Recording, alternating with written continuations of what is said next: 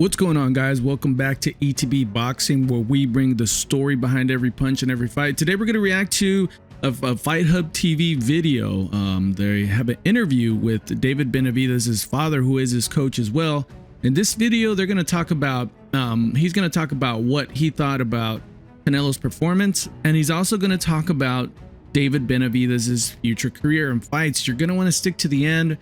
The fighters that they have lined up, if David Benavidez can get past Anthony Yarde, is almost dreamlike. And we know that David Benavidez in the past has always called out the fighters and he wants to fight the best, and I do believe that. But let's listen to what he has to say regarding his perspective on the Canelo fight, the prospect of maybe David Benavidez fighting Terrence Crawford, and David Benavidez' fight career for the next 2 years, or the plan that with Turki Al-Sheikh, and what that looks like. Hey, what's up, everybody? Marcos Villegas, Fight Up TV, being joined with Jose Benavidez Sr., son David Benavidez, returning to the ring come November in Riyadh. Jose, thank you for inviting us over to the gym. Appreciate it. It's always good to see you and David prepare for this fight against Anthony Yarde. Before we get to that, I just, because it's a hot topic, I just want to get your reaction to Crawford beating Canelo. Did you expect that? First of all, I want to thank you guys for taking the opportunity to be here. It's an honor, and actually, we feel really happy when we see you guys, especially you, always been with us. But the reaction, man, you know, I'm going to be honest with you. I thought Canelo was going to stop Crawford. If I would have bet some money, it would have been on Canelo.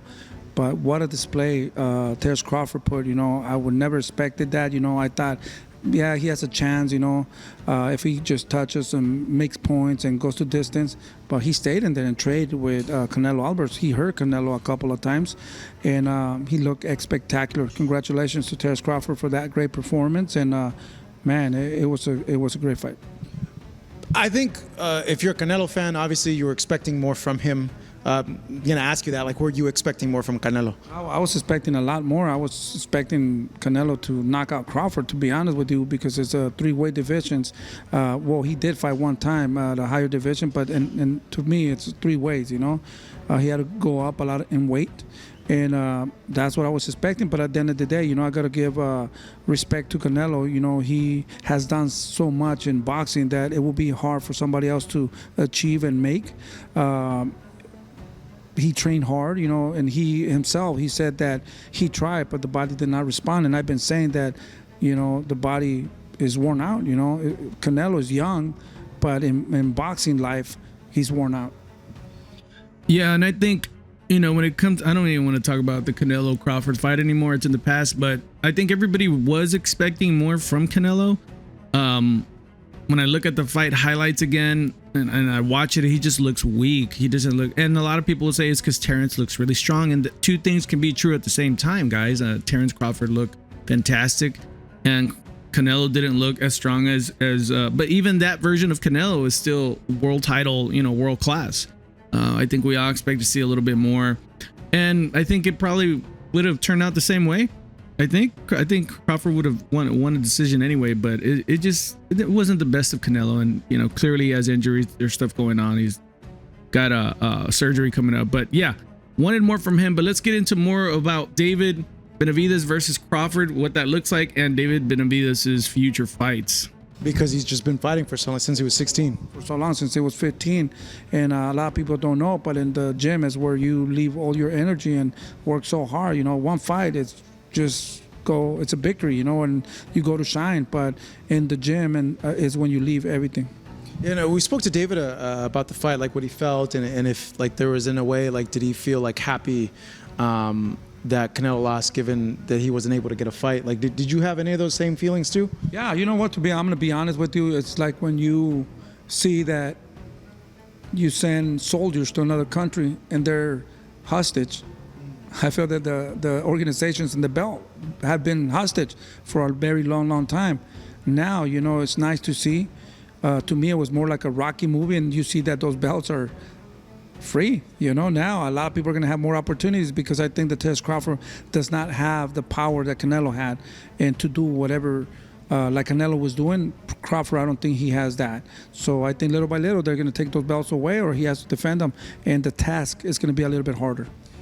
Yeah, a lot of people are criticizing Canelo because he held the belt hostage, and I think it's a little bit more complicated than that, guys. I think it's the business of boxing. They know Canelo is a big draw.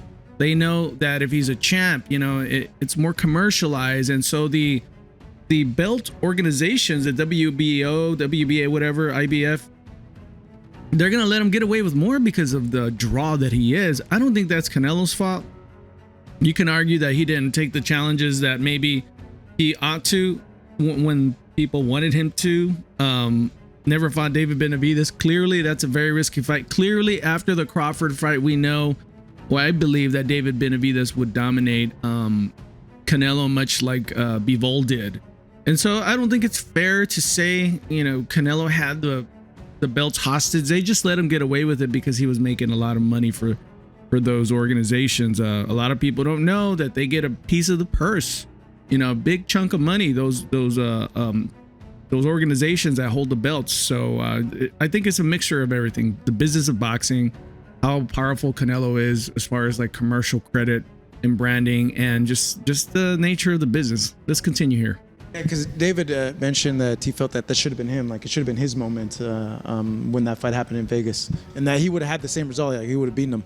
Yeah, for sure. And that's the reason that Canelo was asking for $200 million, because he knew that it was a big risk. And at the end of the day, you know, he lost to a smaller guy. When you see a tweet that says, hey, can you make 168, David, from Turkey? Can he still make 168? You seeing him now training at second fight at 175? Yeah, I think he's super young still. I think definitely, I don't think, it would be a little bit hard, but I think he could definitely do 168. We didn't move to 175 because of the weight. We moved because of the opportunities. And he only fought 2 fights at 175. After Anthony Yard, he'll be in shape, and yeah, he has to work and watch his food and nutrition a little bit more. But you know, I think he could do 168, but like, I could be wrong, you know. But at the end of the day, you know, we're here, you know, we're focused on November 22nd. It's a tough fight, one of the toughest fights in his career. And Anthony Yard hit Cola with one good punch, and he stumbled him, and we're not underestimating nobody, so we're focused on that fight, but anything can happen. To be honest, after Anthony Yard, then we can sit back and talk. Hopefully there's no cuts, no injuries, and everything should be okay. Yeah, because I think he was, referring to maybe if David could go and fight Crawford. Like, that's crazy. You know, to be honest, that would be even an embarrassment to me to say, you know, David's too big for Crawford. Now who said that? Plus, you've seen Bo Mack also. They're not interested in David, you know. Let's focus on what we have, and, you know, I've been seeing a lot of weird things happening in boxing these days. You know, we got Tank fighting Jake Paul. We got Terrence Crawford fighting Canelo. You know, I mean, we're focused on the fight that's coming November 22nd. And like I said, hopefully no cuts, no injuries, and we'll see who's next. Yeah, so the 22nd, it's David against Yard. It's Devin against Norman. You got Bam Rodriguez against Puma Martinez. So it's a super stacked card. But for you guys, you know, you mentioned Yard's a tough guy. He comes forward, throws a lot of big punches, and the one thing with Yard is he got a lot of heart and a lot of freaking cardio, and he hits like really freaking hard. How does he stack against like the other guys that David's fought, in your opinion? You know, like I said, I think this is the hardest fight for David's career. He's been in that weight. We see that he has a lot of power, and it's a tough fight. So the undercard also, they're all tough fights, and we're super happy and honored to be the main event. But any fighter on that card could have been the main event. You know, you see Bam, you see Haney. Yeah, guys, if you never heard of David Benavidez, for the casuals that, you know, this video came up on your algorithm, David Benavidez is an awesome, exciting fighter. I've never seen a boring David Benavidez fight. He is the fans boxer, the style, you know, he's always gonna entertain, and he's a devastator. That's why they call him the monster. And the card, all the names in those cards, they're very, very interesting fights. Anthony Yard is a beast. He's got power. You know, I think if David can take his power, you know, I think it's going to be an interesting fight, and it's going to be one of those fights where it's going to be the the war of attrition, who hits harder or who hits more consistent, because David's fast for his size. So don't miss out that fight. This is going to be interesting, and it could be a coming out party for David Benavidez, and for him to springboard him to the big mega fights that he's always deserved. And everybody, it's like, wow, it's a great card, man. It's unbelievable, and we're honored and happy to be part of that card in Riyadh, in Saudi. So we're Riyadh season, so we want to thank Al Heyman for making that possible. We're still with Al Heyman, and we want to thank also Turki Al-Sheikh for giving us the opportunity to display our talent there also. Yeah. So how did the fight happen? Because I remember we as the media ran into Samson, and Samson said, "Hey, we're not going to go to Saudi. We're going to stay here in the U.S." So how did everything shake out for you guys to go over there? Well, everything's been a process. They've been trying to fight David on those cards, and sometimes the promoters don't get along or don't come to an agreement. So I'm very happy that happened, and hopefully this could be the first and more. And I think we're in a situation that David's an exciting fighter, and I think they're really pushing to put him in cards like that. So I'm happy that everything's working out. I think the only fighters that Turki Al-Sheikh was missing is David Benavidez and Tank. Yeah. Tank's fighting Jake Paul in crazy fight. Do you like that fight? To be honest with you, man, it's an entertaining fight. To be honest, Jake Paul has a lot of followings, a lot of guys that are going to come and watch, and that gives the opportunity for other fighters to be seen on those cards, So a lot of people don't agree, but at the end of the day, for me, it's entertainment, and if we can take boxing to the next level and give other fighters opportunities to be displayed and for other people, YouTubers and all that, to be seen, and hopefully all the YouTubers and people that are just there, not just for boxing, can continue watching boxing.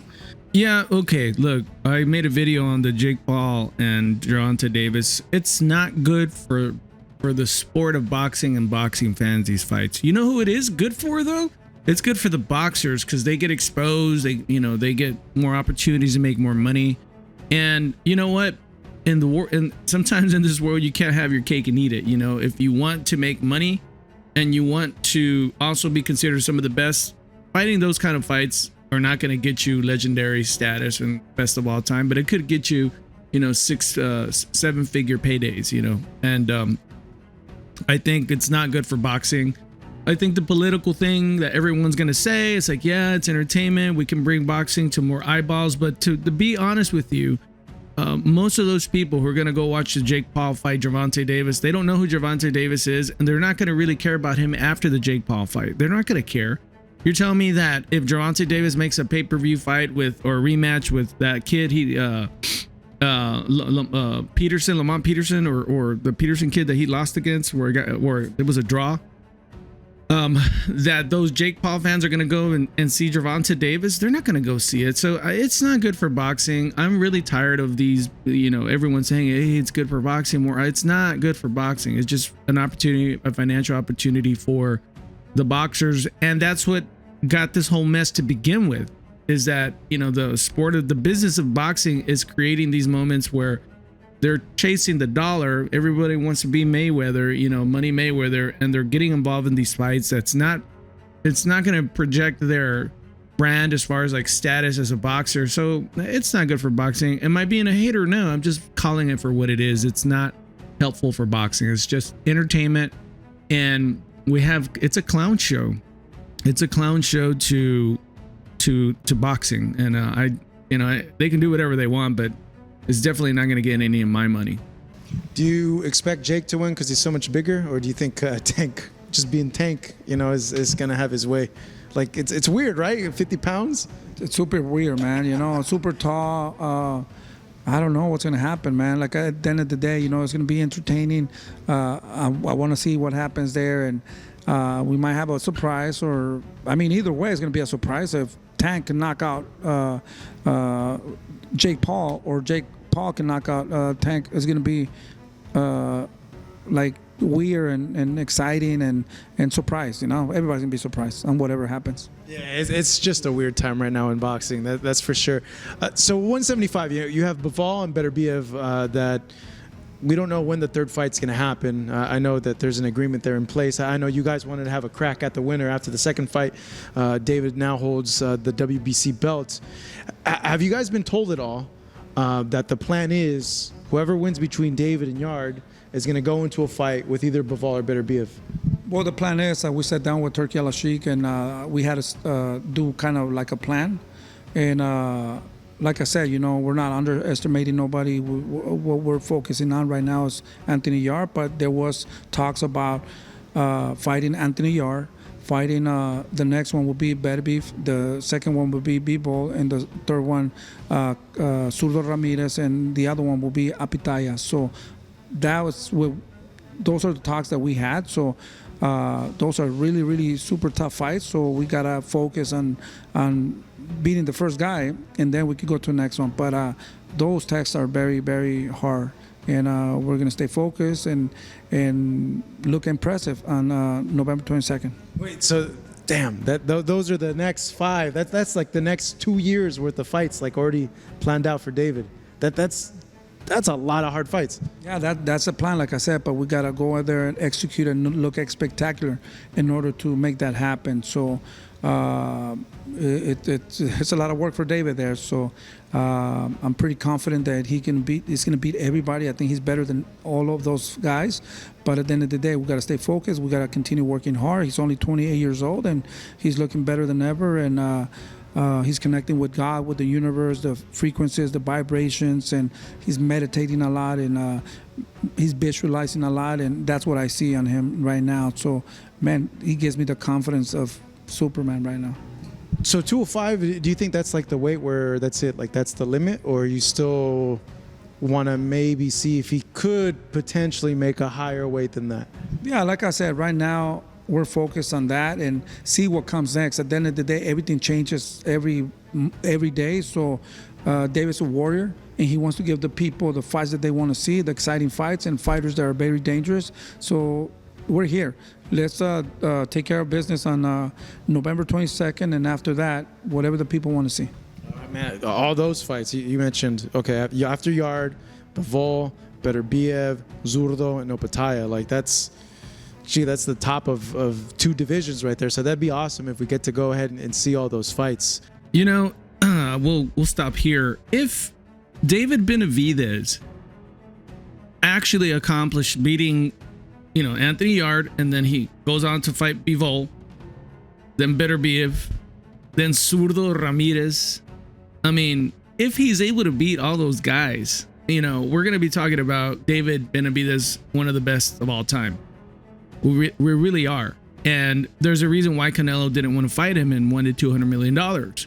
He's a dangerous guy. If you haven't seen David Benavidez, go look at some of his highlights. You know, he's one of those fighters that needs to be promoted a bit better. He is 28, so maybe now he's coming into those years where he can have bigger fights and bigger purses. But David Benavidez is pure entertainment. If he can win those fights in the next 2 years, guys, we're going to be talking about David as the, you know, as a pay-per-view star. He's not one yet, but if he can start racking up some of those wins, he's going to be awesome. So let me know what you think. What do you think about, you know, Crawford versus David Benavidez? Is it a joke like the team David Benavidez is saying? Or you think Crawford could beat him? And what do you think about David Benavidez moving forward? You know, if he's able to win all those fights, will he be one of the best of all time? What do you think? Thanks for stopping by. That's The Punch, that's the story, and that's ETB Boxing.